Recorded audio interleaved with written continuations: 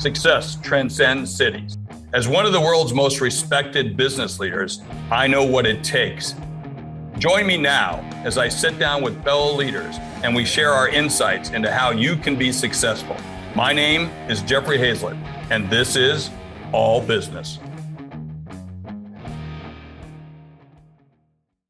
Today, we're diving into the electrifying world of energy infrastructure and policy with two titans in the field, David Tice and Senator Bob Hall. David Tice, an expert in energy innovation and the producer of Grid Down, Power Up, and Senator Bob Hall, a passionate advocate for securing our power grid. They've joined forces to shed new light on the critical issues facing our electricity infrastructure in the documentary Grid Down, Power Up. So get ready for a charged conversation as we explore the future of our power grid and the urgent need for action. Gentlemen, welcome to All Business with Jeffrey Hayzlett, right here on C-Suite Radio and C-Suite TV. Thank you for having us. Well, it's good to have you. David, I got to ask you, first of all, you're a guy in finance. You're making a lot of money. You did well during the downturns and the upsides of all of that. But now you're in the movie business. What prompted a guy who usually makes money to spend money, and your own money, quite frankly, into the millions of dollars to create a movie like this? So, Jeffrey, I realized I had grandkids, and my grandkids a couple years ago were 4, 3, 2, 1. Houston, we have a problem. Yeah. I realized that I wanted them to live a long life, but I realized that there was only about a 20% probability that over 8 decades they would live, that there would not be a massive solar storm that would wipe out the grid and kill as many as 90% of Americans. And therefore, I wanted to do something about that because there are fixes out there available that would only cost about $4 billion that could better protect our power grid. Well, it's not just about solar flares and the things that we'd see in a sci-fi movie. This is a real kind of thing, right, Senator? Absolutely. Absolutely. And we've known about this for a very long time.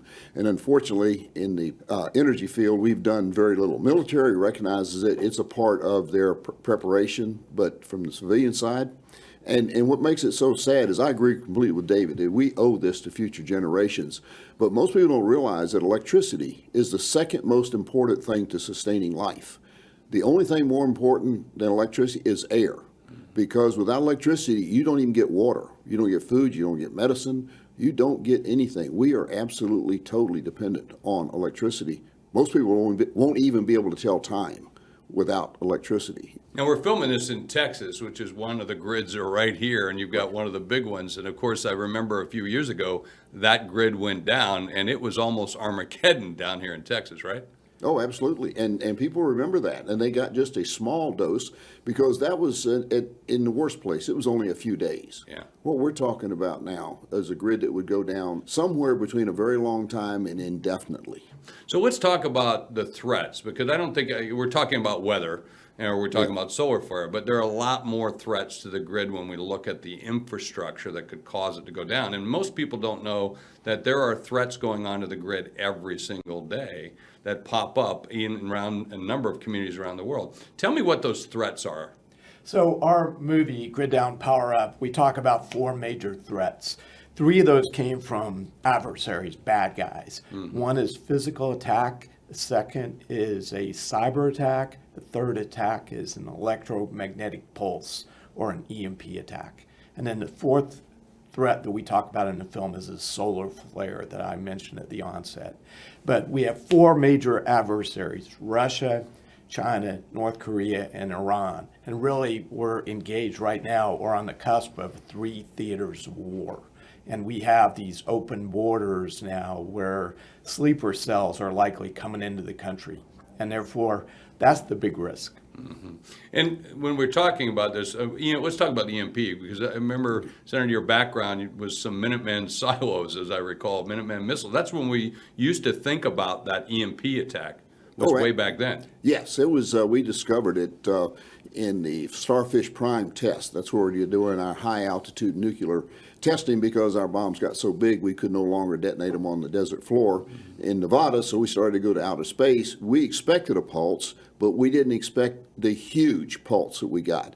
And immediately after beginning the testing, as we knocked out the power grids in the islands, realized we had to stop. Russians basically learned the same thing with their test over Kazakhstan. And we ended up the high altitude testing, but it opened up the door for a weapon that the Russians could use against us, but we couldn't use against them in the military. That is with our Minuteman missile, because their missiles, our missiles, we were ahead of them in technology. We had integrated circuits in our computers, very vulnerable to an EMP. The Russians lagged behind us in technology, so their vacuum tube computers were not susceptible.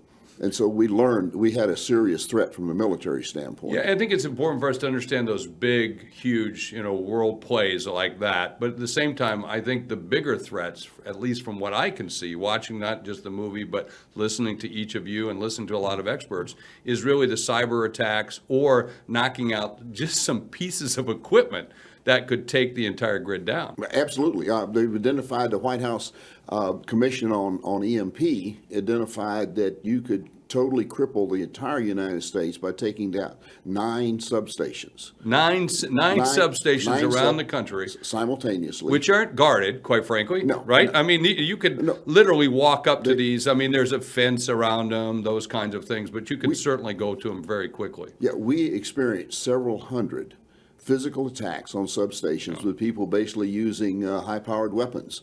But it's kind of a game with them. A bunch of idiots out there, That's right. we hope, right? A bunch of idiots out there with a high-power rifle, 22 or maybe a 30-06 or some other high caliber, and just plinking around thinking, hey, what the heck, what's this going to do? That is true. But the nuclear one of the EMP from a nuclear weapon in outer space is actually would be a more simpler, easier, and a thing anyone could do. It opens it up to any small group that could get their hands on a nuclear weapon and a medium-range missile and a cargo ship. But that's just not going to affect the United States, though, either. When you do that, it could also affect other parts of the world, right? Well, no, there would be one weapon detonated roughly over the central part of the United States, roughly above Kansas, South Dakota. As an example, at 250 nautical miles, it would send out a pulse line of sight. And so the Eastern Hemisphere, basically Canada, Central America, South America, and the United States for sure would be affected by it. It would not affect the rest of the world. But one small nuclear weapon, it could be one of those that went missing from the Soviet Union's arsenal when the Soviet Union collapsed. Yeah. All right, I want to move into some more practical things besides the doom and gloom of this is relevant. But you have to understand it's relevant. And when you talk about some of this, a lot of people are going, you're nuts, you're crazy. But I know that you're not nuts and crazy, and I thank goodness there are people like yourselves who are out there bringing this to people's attention, just like a lot of other threats that we have out there. And to me, this is one that you don't have to really necessarily create a war to do. I mean, with a 30-06 or some other weapon or a good pickup truck, you could drive in and take some of these things out. Senator, what's being done legislatively? Because it seems like to me this is a government issue. This isn't something from the grassroots. This is something the government should be doing. Well, at the national level, absolutely nothing. Trump had issued executive orders to begin the process to define what needed to be done to protect our electrical grid system. Biden canceled those executive orders on day one when he took office. So what was beginning to get started was put to an end. I've attempted every session to get a bill passed to get our power companies in Texas to start doing something to protect it, knowing what we're doing. I haven't been successful. We've gotten the bills out of the Senate every session, but they die in the House. But the good news is that we have a couple of power companies in Texas who recognize that what we're talking about is real, and they've taken steps to do something about it. CenterPoint down in Houston, they built a hardened control center. Got some special funding for it. It's in operation. It's their backup operations center. It's built to military specifications, and in the last 2 years, they have expanded to actually design, build, and have in production a hardened substation using new technology. And the best thing about that is they laid the myth that if we're going to do this, it's going to be very expensive because their innovative engineer that designed this used new technology, something the power companies don't do. They haven't introduced new technology forever. But he came up with a control system using fiber optics, and they can now build that hardened substation for 25% of the cost of the one it's going to replace. Now, Senator, I want to delve a little bit more into this legislative side. Really, Texas plays a big part in this, right? Because Texas has its own grid. That is correct, and we need to keep it that way. There's a move afoot to have Texas tied in with the eastern grid and the western. Yeah, shouldn't you guys become part of the United States at some point? Well, no, I think we need to stay right where we are because we don't need the inept NERC and FERC oversight that was at the federal level. We can solve our problems. I think we've got a much better chance with our PUC and ERCOT here in Texas of actually moving forward and doing something. So we need to not make that move. It would be too expensive for us. All right, so we've got a legislative issue, but it's also an education issue in terms of letting people know what's going on out there. Because I think the average citizen has no clue. So, David, what are some things that citizens can do to start playing an active role in this and help Senator Hall and other legislators and congressmen and senators from around the country take action on this issue? So first of all, Jeffrey, they need to watch the movie, which is available now on YouTube and is coming on Amazon. We also have a facility under the Participate tab on the Grid Down Power Up website where you can just add your home address, a few clicks to your mouse, and you can have pre-written letters, emails. You can make phone calls to your state legislators, your federal legislators, your regulatory officials, as well as members of board of directors of your public utilities.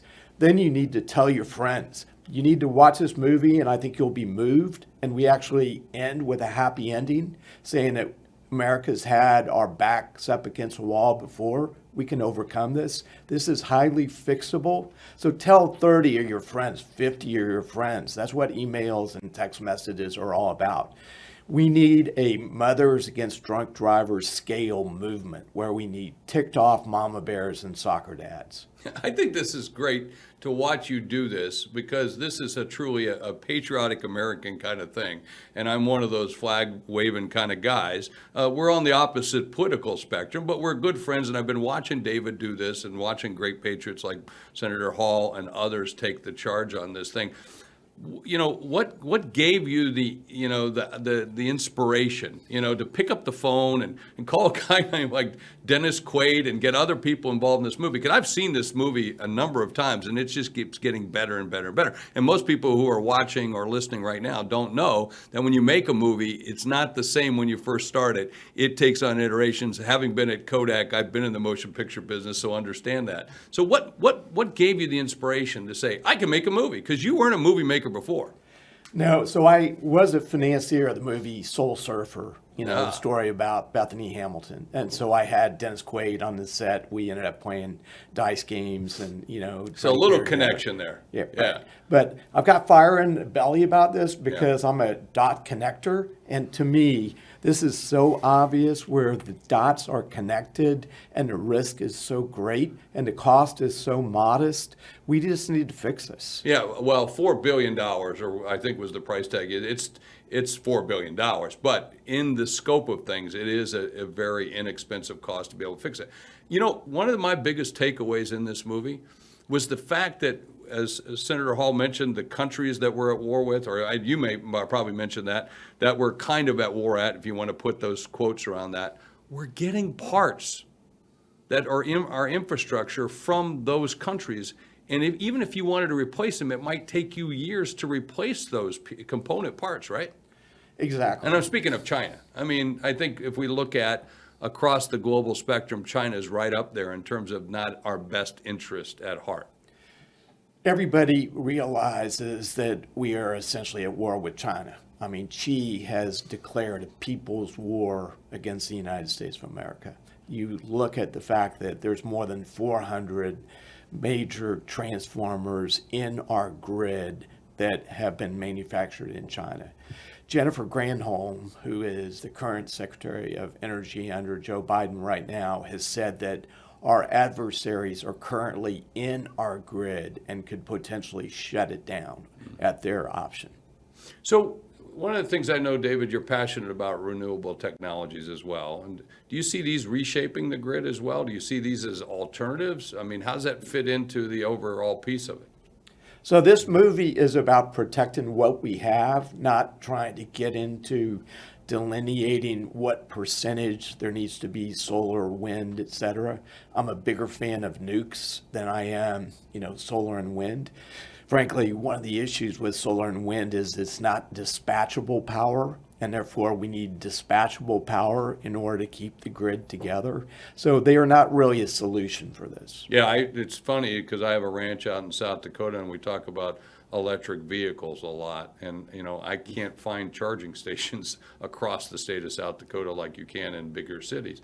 Senator, I saw you shaking your head a little bit like some of these renewable energies good, but not necessarily the answer, right? Yeah, I find very little good about them when you look at it from an honest and complete picture standpoint. They don't do much for the environment when you take in the life cycle of them. And the biggest issue, as David mentioned, is the dispatchable. We've got to be able to get electricity on demand. And sure, when the sun is shining, the wind is blowing, they're putting out. If it weren't for the subsidies, it would cost about the same thing to get power out of windmills and solar panels as it does from a thermal. Yeah. Dispatchable unit. So it's not an economic thing. That's a farce right there.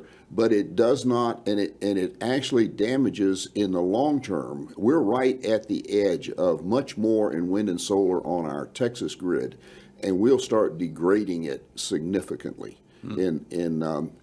And the problem, what does that mean by degrading it? It's our ability to deliver power when it's needed. Yeah. That is what we have to be able to do. The dispatchable is absolutely necessary because you want electricity when you want electricity, when you need electricity. That's when you need it. I want it on. You don't want permission from the sun or the wind to be able to operate your business or operate your home. But you want to use those as well, though, wouldn't you? I mean, you still want to use them. I mean, the wind is free. I've got a river outside of my house in South Dakota, and I plan to put a little wheel on it and generate it and run some of my lights at least. There's nothing wrong with that. It makes a perfect sense, just like what you're talking about. Individuals with wind and solar power, that's fine. If they want to make that investment and do that and have the independence, that's great. That's where it should be.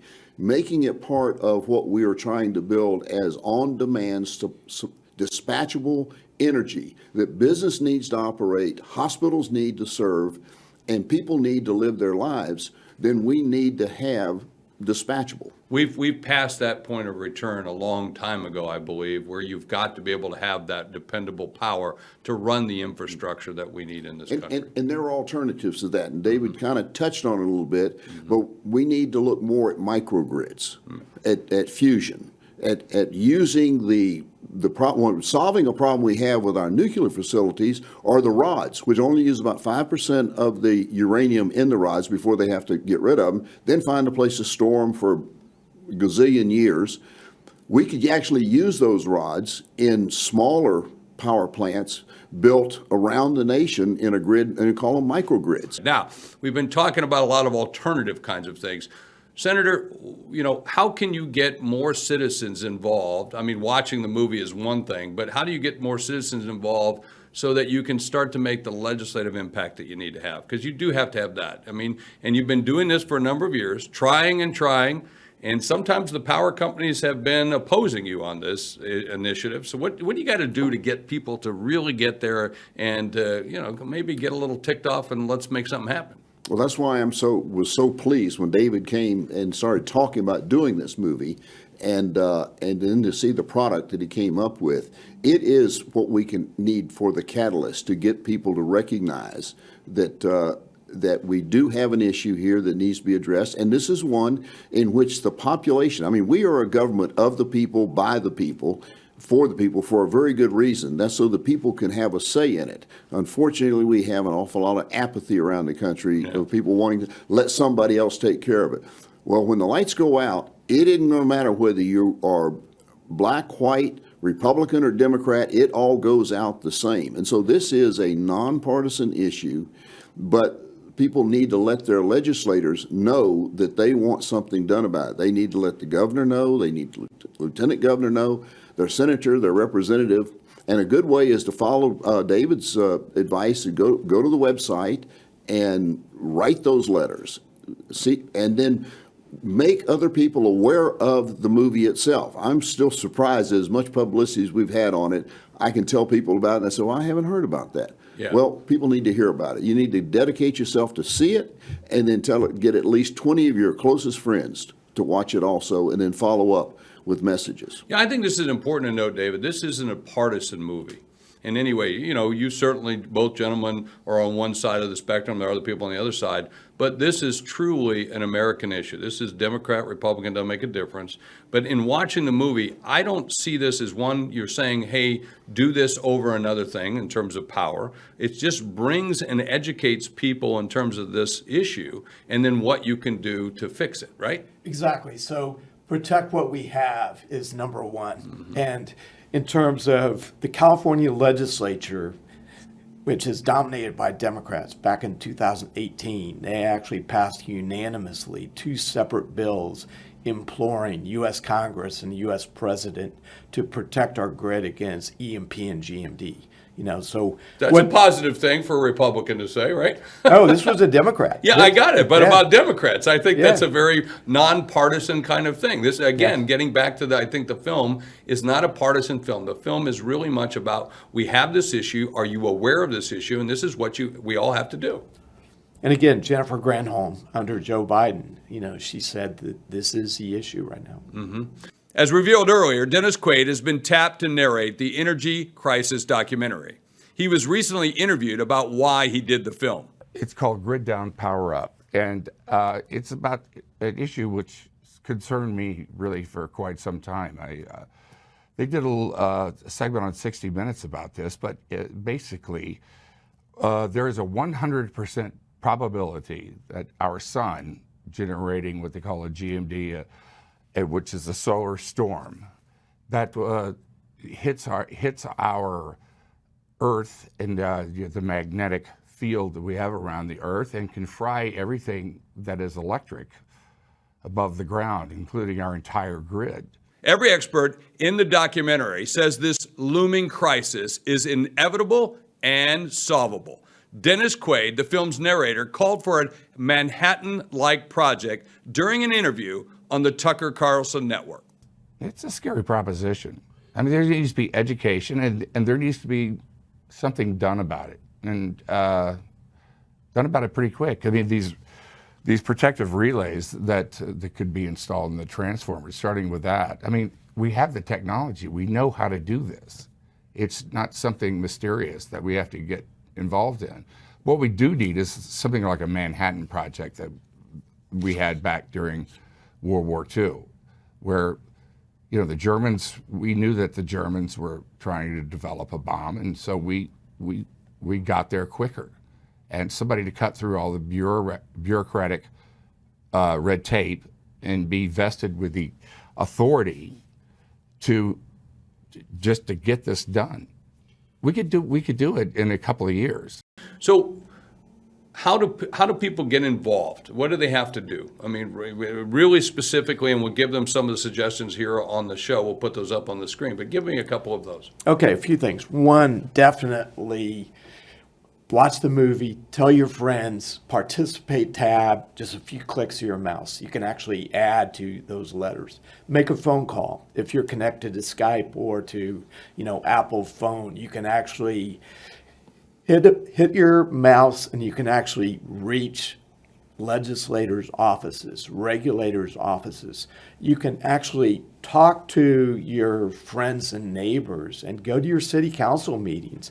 And we need to protect domestic civil water, systems, as an example. That's our critical civilian infrastructure. Our film talks about the grid, but we need to protect our water systems. We need to say, let's do something about this. Let's have backup generators for our water systems. Yeah. Senator, any final thoughts? No, David's absolutely right. We need to start making sure from an emergency standpoint that we can have society operating, because just a few days without electricity, there will be total chaos. Yeah. And a real good book that describes this, that I think is one of the best written, is 1 Second After, written by a professor in North Carolina about what happened in their community over the first year without electricity. And the White House study said that we'll lose 90% of our population in 11 months without it. And so what we need to do is do exactly what David said: become educated, understand the problem by watching the movie, and then contacting as many people as you can to say, we want this problem fixed. It can be done. It is nonpartisan. Every bill, my bill has had Democrat support every session, growing each session. I think this last session I had all the entire Senate were joint authors on the bill that I had to do this. It just died in the House. Well, a preventable issue without question. We just got to make some action. I'll tell you what I'm going to do, David. I'm going to host a viewing party and invite as many people to come and watch, and that's what we're going to do. Thanks for being here on All Business with Jeffrey Hayzlett right here on C-Suite TV, C-Suite Radio. Grid down, power up. Make sure that you watch it and tell your friends. Hey, at the end of every show, I like to talk about what I learned, and this week was spectacular. This is a fixable problem. What is this? It's all about our electric grid. It's at the core of everything that we do in our lives, electricity, and we need it regardless of what your political thoughts are about being green, not green, or just being plugged in. Without it, our infrastructure dies, and so does our way of life. So it's important for us to get educated, and that's what we have to do from time to time as citizens in the United States, is to learn a little bit about what's going on and why and what we can do to improve it. And that's what I learned right here on All Business with Jeffrey Hayzlett on C-Suite Radio and C-Suite TV. Tell your friends to watch the movie Grid Down, Power Up.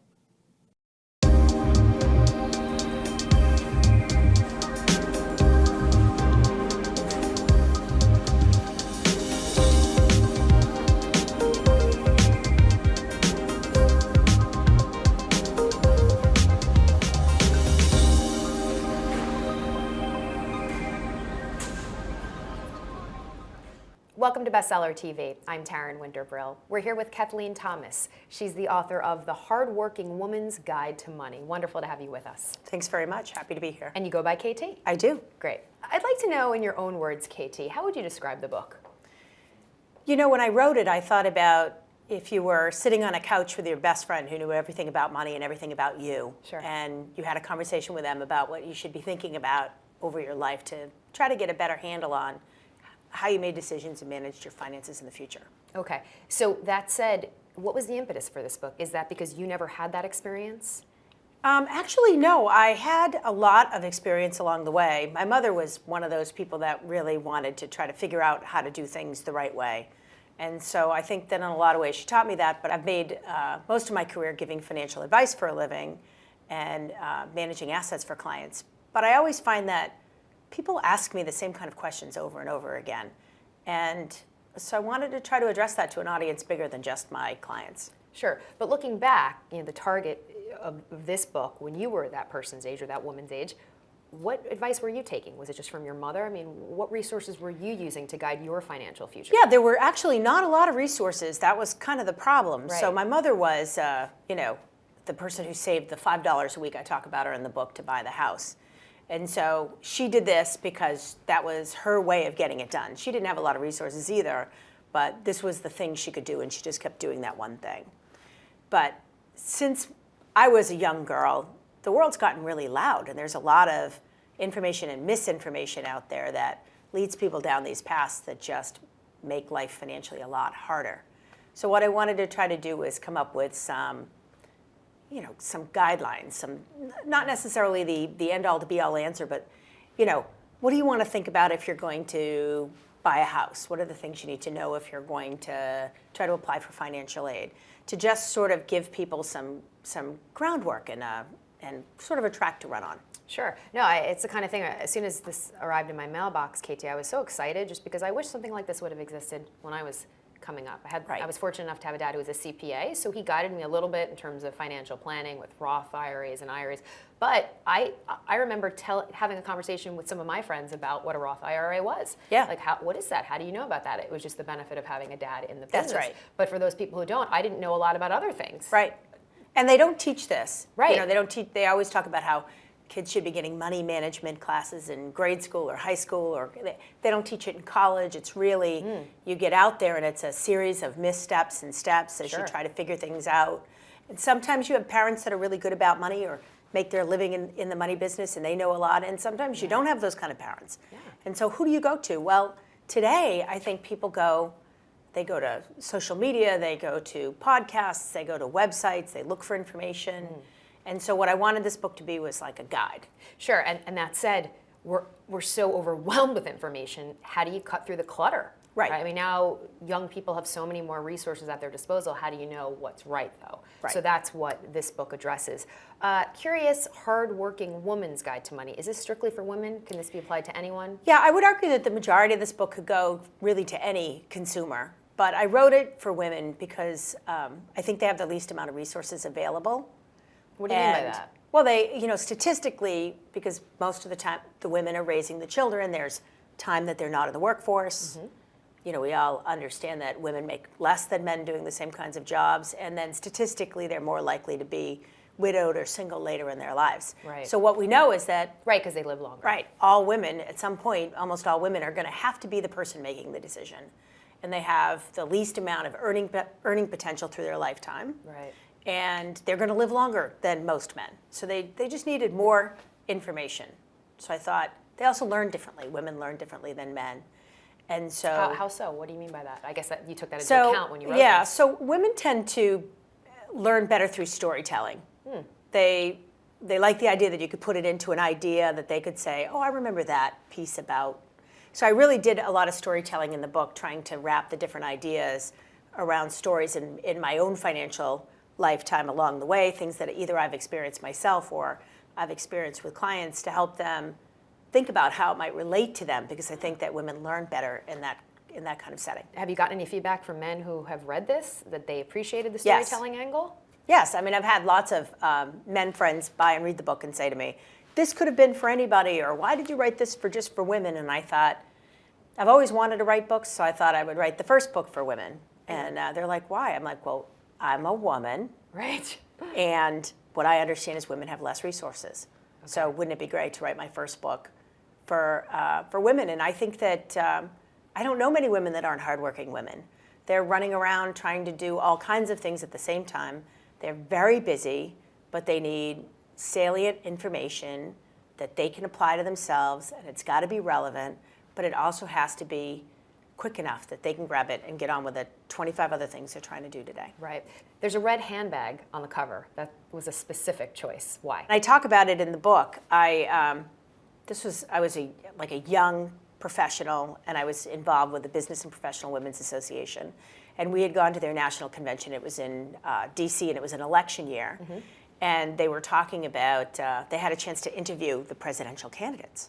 It was very exciting, but one of the things that was really interesting is Bob Dole was running for president against Bill Clinton, who was the incumbent at the time. Right. And so they hand Bob Dole the red handbag. And he says something like, oh, isn't this great? Elizabeth will love this. And he takes it and hands it aside. He has no idea what it is. But the red handbag is symbolic of the earning discrepancy between women and men, which at the time was about 70%. Wow. So two women, a man and a woman doing the same job in corporate America, the woman was making 70% of what the man was making. And that was actually considered to be great progress. Very sad, that was great progress. Right. And so the next comes in Bill Clinton, and he grabs the red handbag and he goes, we need to turn this bag black. And all the women cheer, because they all knew that he got what they needed. So whether you were for Bill Clinton or not, it's really not about him, but it's about the fact that men don't even understand how much this impacts women. And women don't understand that if they make 80% less than men, because that's about what it is today, they have to be smarter with their money, because they have about 20% less earning capacity, even if they work their whole lifetime. It's so true. I mean, this is a fact. It's in the news a lot. That's how right. women are still trying to achieve equality, equal pay with men. That said, we have to be smarter with our money because we have less Right. to work with. It's I talk pretty black about it and too. white. I talk about things like Red, I should how to say. negotiate for better benefits at work, how if you find that your employer's not paying you, which I talk a little bit about, how do you decide you're going to look for another job? And, what's the first thing you do? First thing you do is, you don't quit your current job. Right. That you just, skillfully take your time, maybe hire somebody to help you with your resume, and that you don't feel afraid to say no to the first job that comes along. I think a lot of women they feel grateful that somebody offered them a job. Right. They just take it. Yeah. And I'm like, it's time maybe not to be as grateful. Maybe just be willing to continue to look. Be a little more And selective. There's really nothing wrong with looking. And in fact, I think today's young people, and this is not just a woman thing, this is a all working people's thing. The only way that people making what they make today are going to make more is probably to leave their company and go somewhere else. Because corporations have been playing this, we don't need to pay you guys because the economy's bad and we're cutting people back and we're eliminating jobs. And now what's happening is they all have a lot more money. You can see that by what's happening in the stock market. Mm-hmm. But employees aren't actually getting that money. Right. They're not getting their share of wallet. And frankly, I think the only way that most of them will is if they're willing to work their resume. Their next employer will pay them a much more substantial jump in pay than their current employer probably will ever pay them. No, it's true. You need a clean slate to. So you have to be brave. Right, you got to be brave at the end of the day. The book outlines 7 habits. Very interesting. We'll get into in a moment. Before we do that, though, KT, what do you think is the biggest mistake young women are making at this stage in the game?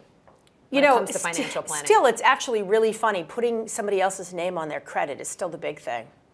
They meet a nice guy who has otherwise disastrous credit from a previous marriage or when he was young and he just wasn't smart. And they decide they're going to help him recover his credit score by sharing their credit with them. And what I'll tell you is that there's usually a reason why somebody has a rotten credit score, and it's actually not your job to make it healthy.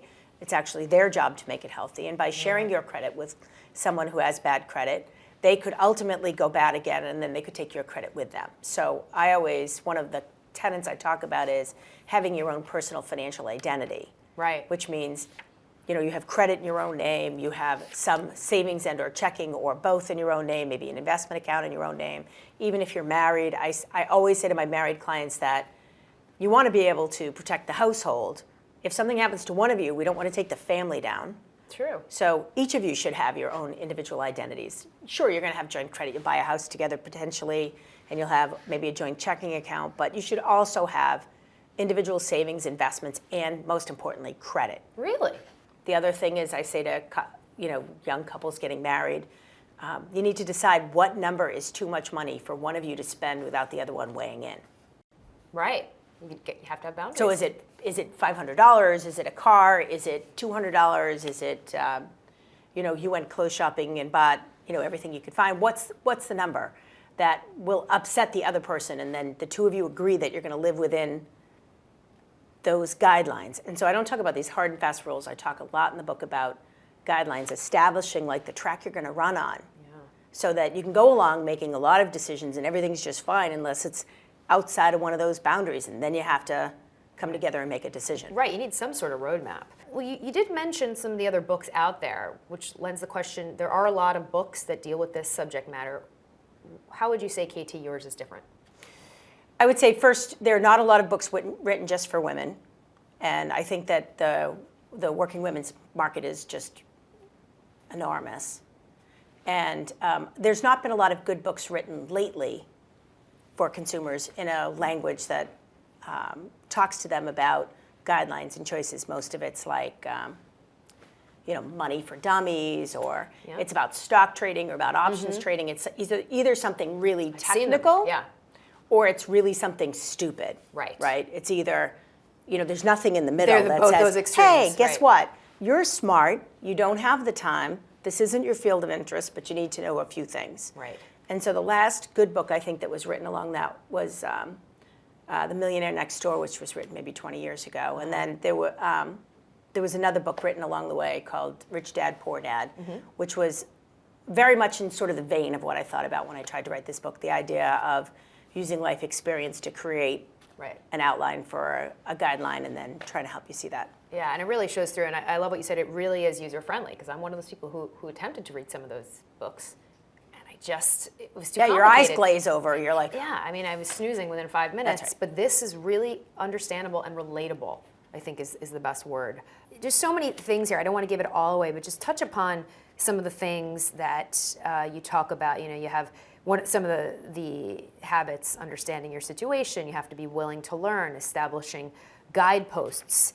One of the things that caught my eye was under the habit of use the right resources at the right time. When should you choose a financial advisor? Oh, that's a great question. Because we all went through Right. it. Some people still don't have one. Right. So is Many there an people, optimal time? Right. Many people don't have a financial advisor. It's either they don't have enough money that they feel like they can go to a financial advisor Right. and get advice. You need money to make money. Right. Frankly, most financial advisors, there are really two kinds. There are the ones that want to work with people with a lot of money, and they get paid really well to work with you. And then Right. there are people that get paid by creditors to do debt counseling and things like that. So for the average person just trying to map out what they need to know, a lot of times their best resources are online in the beginning. So I talk about, do you use a robo-advisor that manages an account for you so that you're not trying to pick your investments when you're younger and when your accounts are smaller, so that you can, I don't want to say set it and forget it, but basically you can decide to, abdicate that work to a technology and then not have to do it yourself. Buying your first home, a lot of times that mortgage broker will come in and try to be the person who's that resource. But usually what I say is people end up buying more house than they can really afford a lot of the time, because the mortgage person told them that they could afford it, and the realtor showed them houses that were $50,000 above the budget that they said they Right. had. So I talk a little bit about there and there, what do you do when you're going to do those things? But at some point, you have kids, you have a house, you're starting to think about college, and you're starting to realize that I have a lot going on and no time. Right. That's really when a financial advisor becomes a really good resource for you. Okay. Because they can come in and consolidate that work for you in a way that allows you to look at it, a couple of times a year, make some decisions, and then go back to your life. And that's really the gift of what a financial advisor can do. And sometimes you'll find a CPA that's also doing financial advice, or a lawyer that's also doing a financial advice. But you want to find a financial advisor who's a fiduciary. Somebody And who you go through this in the book, how to pick talk the right about advisor? it, how to pick the right advisor, That's so and important. how to avoid something that doesn't seem like the right advisor. So I joke about it in the book. I say, if you make a lot of income and you don't find a financial advisor, one will find you. Right. Because there's a lot of young people out there marketing their heads off, trying to become a very successful financial advisor. But, if they called you because you threw your business card in a free lunch bucket, Sure. you got to know that guy's probably brand new in the industry. You have to do your homework. So you have to do your homework. Something else that caught my eye, you say prenuptial agreements are for almost everyone. I'm a big believer in this, and it's mostly because I've seen it go wrong so many times. Yeah. I see it with widows a lot. People that lose their spouse through death, they believe in happily ever after. They believe until death does us part. They have had this experience, and they believe that love is for real. And so they go into every relationship thinking it's going to be like the last one. Right. Except it doesn't work like that. We know today in America, many marriages end in divorce, and you want to make sure that you protect what it is you bring to a marriage, so that you're not left with nothing. And I've seen people get divorced and be left with nothing. They married someone who was self-employed, they got an inheritance from their parents, and then the self-employed person put them in tax trouble, put them in debt, ran away with some girl he met somewhere, and then she ended up using the inheritance from her family to just try to keep her and her kids above water. And it's all because she never structured to protect that. Right. But I think a lot of people, KT, think a prenuptial agreement is for the uber wealthy. Yeah. Are you saying a prenup? I would argue that it's for any economic level. Wow. So if you come to a marriage with unequal, it's one thing, you're poor, you're both starting out together and you have nothing to protect. Right. The idea that if you come to a marriage with more assets, meaning, more than half of what the other person has, then you really want to think about how you protect it. Also, if you have children from a prior marriage, this is really important, because what happens is in the world, you think we're going to be married forever, and maybe you will be married forever, but maybe you die, and then your new spouse, who's not the parent of your children, gets everything, and your children never get anything. Right.